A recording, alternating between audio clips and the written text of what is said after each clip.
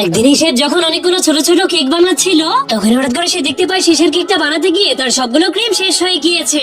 যার কারণে সে ওই ছোট্ট কেকটাকে কমপ্লিট করার কথা ভুলে গিয়ে সেখান থেকে চলে গেলে ছোট্ট কেকটা কান্না করতে শুরু করে দেয়। যার কারণে কেকগুলোকে সাজানোর সময় ওয়েটার যখনই দেখতে পায় সেটার ভেতরে কোনো ক্রিম নেই, তখন সে ওই কেকটাকে টেবিলের উপরেই ফেলে রেখে দেয়। এরপর কাস্টমারেরা দোকানে এসে সুন্দর সুন্দর ক্রিমওয়ালা কেকগুলোকে পছন্দ করে কিনে নেয়, কিন্তু সেই ছোট কেকটাকে কেউ না কেনার কারণে সে একা একা কোণায় বসে বসে কান্না শুরু করে দেয়। কারণ সেও বাকি সব কেকেদের মতো নিজেকে কাস্টমারদের কাছে বিক্রি করতে চাইতো। এই জন্য সে সবাইকে নিজের দুঃখের গল্প শোনানোর জন্য একটা কেকের অনুষ্ঠানে চলে আসে। এরপর সে ভয় পেতে পেতে যখনই নিজের ক্যাপটাকে খুলে দেয়, তখনই তার অবস্থা দেখে সব দর্শকেরা অনেক অবাক হয়ে যায়, কারণ তারা কখনোই ক্রিম ছাড়া কোনো কেক দেখেনি। কিন্তু সে তার দুঃখের গল্প শোনাতে শুরু করলে তার কষ্টের গল্প শুনে সব দর্শকেরা জোরে জোরে কান্না শুরু করে দেয়। তখন এই চকলেটটা বলতে শুরু করে, চিন্তা করো না তোমরা, পৃথিবীর সব থেকে বুদ্ধিমান রুটি ওকে ঠিক করে দিবে। তখন রুটিটা তার কাছে গিয়ে তাকে বলে, আজকে আমি তোমাকে অনেক সুন্দর বানিয়ে দিব।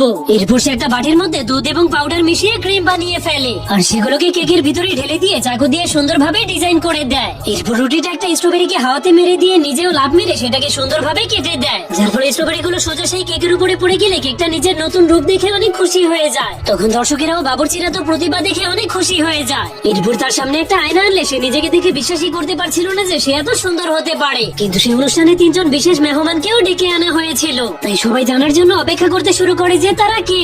এরপর তারা আসলে কেকটা বুঝতে পারে সেগুলো তার পুরনো বন্ধু। তখন তারা নিজেদের টুপি খুলে দেখাতে শুরু করে যে এখন তাদের ভিতরেও কোনো ক্রিম নেই। তারা তাদের ক্রিমগুলোকে ফেলে দিয়েছিল যাতে করে এই কেকটা একা অনুভব না করে, যা দেখে সেই কেকটা ইমোশনাল হয়ে গিয়ে নিজের নতুন ক্রিমগুলোকেও ফেলে দেয়। এরপর 4 জন বন্ধু একজন আরেকজনকে জড়িয়ে ধরে।